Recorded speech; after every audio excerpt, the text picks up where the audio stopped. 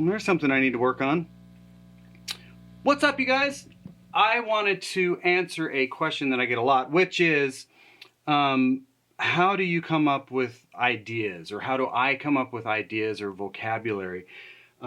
Is there a ritual for me? Is there a study? And for the most part, there just isn't. Even as a kid, the ritual was to pick up the guitar and just start making noise until I did something that I enjoyed. And I'm still that way to this day. Sometimes I just want to feel a string under my fingers. That's just how I've grown up playing. Now, there's nothing wrong with being very studied and knowing your theory and knowing all of your scales. All of that stuff is awesome, and I actually highly recommend it. And there's a big part of me that wishes I would have studied that as well, but I haven't. What I did do was I listened a lot. So in general, I'll listen to someone like Django Reinhardt. I'll listen to Robin Ford. I'll steal something from Pat Metheny. It might be something I heard Eddie Van Halen do. All these killer guitar players are out there, and all of us rip them off on a regular basis and then make the ideas our own in some way, shape, or form, even down to, it's really important to listen to blues players, Buddy Guy, B.B. King.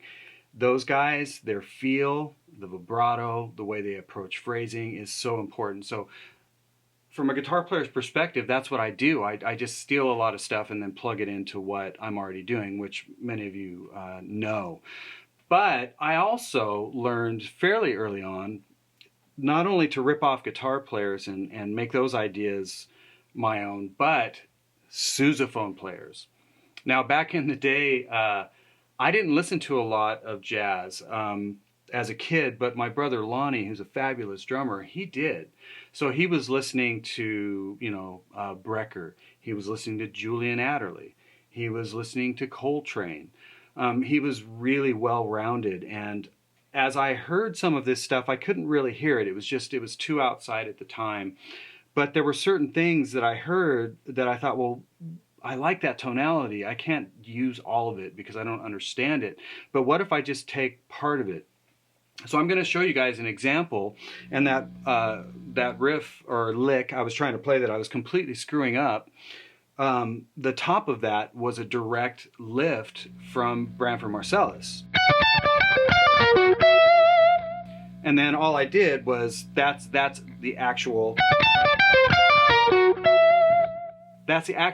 top half of what I stole from Branford. Now, where did I get that? I was listening, and it was years ago when this album was out, but I was listening to Sting. The album was Nothing Like the Sun, and the song was a cover of Little Wing. Now, of course, you've got Hiram on there, and he killed it. But at the end of the day, the solo I really latched onto was actually Branford's solo. And it was over a section of the song where the changes moved in like a half-step increment. So you had, we all know the song, but there's a section...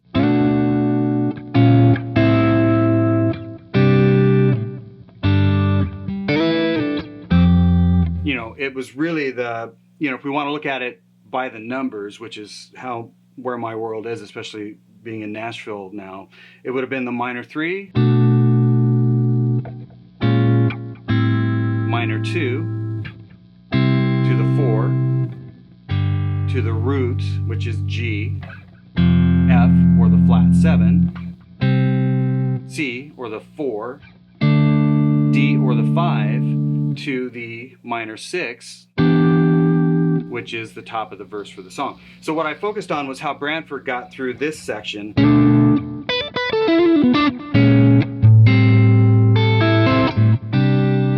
He played this line. It was something like that, and he ended on like the 2. And I thought that was so gorgeous, and I really couldn't figure out what I could do with the line. And the part I knew I had correct was... That's where I hung on, and I thought, okay, well, wait a second.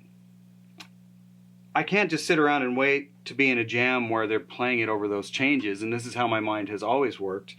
How can I plug this into a dominant 7 tonality, like in the key of A.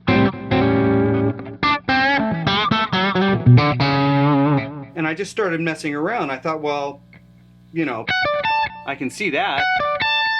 Well, there's my dominant right there, or I should say my root, which would have been A. But what does it sound like? And it actually sounded really cool. What I did is I altered one note. Instead of doing what Bramford did, because he was playing through those changes, I went ahead and thought,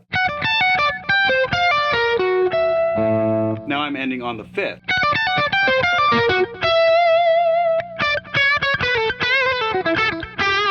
And then I could just start employing shapes that I already know.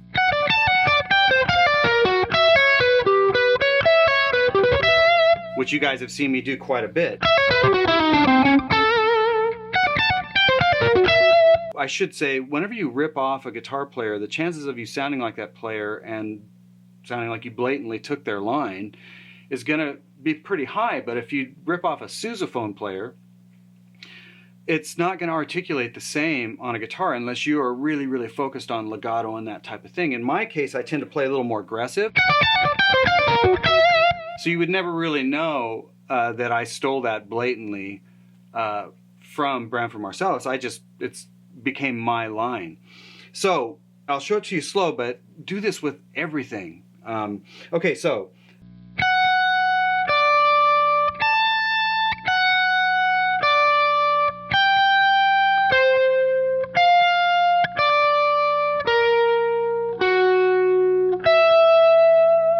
So what are we getting in that key? We're getting a lot of inside notes. So if you're in A, just doing this type of tonality, you can already see that's all inside. You got your 6, you got your root, you got a 4. The dominant 7 tonality shows up here. The outside or minor third shows up here. Now, if I wanted to, I could get out of it right there. That sounds cool. Or I can keep going. Right there, you got a sharp 5, that's your F. Back to a 4, but then when we jump down to that G string, that's actually a flat 9. So now you've got some really outside tonality. And once again, you know, you can get as tweaky as you want, but for me, that's a 6. Hi, Persimmon. That's a 6. And then I'm just jumping back up to the 5. Still sounds killer. And then for me, it's like, okay, well, how can I plug that into something I already do? Well, I think I've shown you guys in another video, I really like that shape. So that's how it works, at least for me.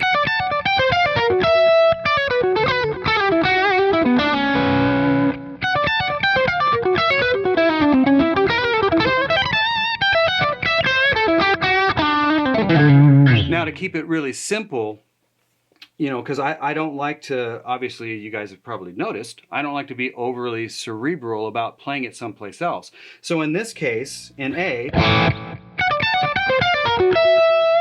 but what if we want to do it in D?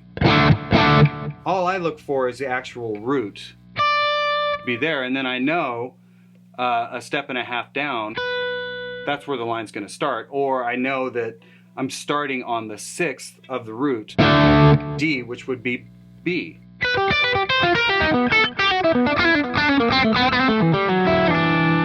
So it's the same thing when you're articulating and trying to play it in different spots on the neck.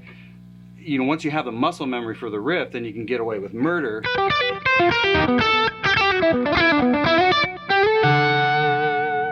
And once again, the whole idea, I've said this a million times, is to get inside and outside the box.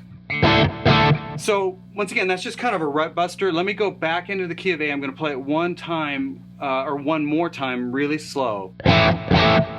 Just so you guys have it for sure. We're starting, like I said, on the dusty speed bumps at that 12, 13, 4. I'm terrible with frets, man. I know it's somewhere past the double dots. But anyways, it starts on the 14th fret, and I'll play it really slow.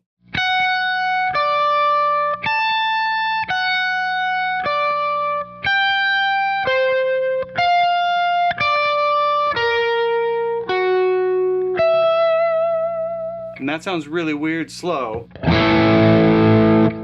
a little bit faster.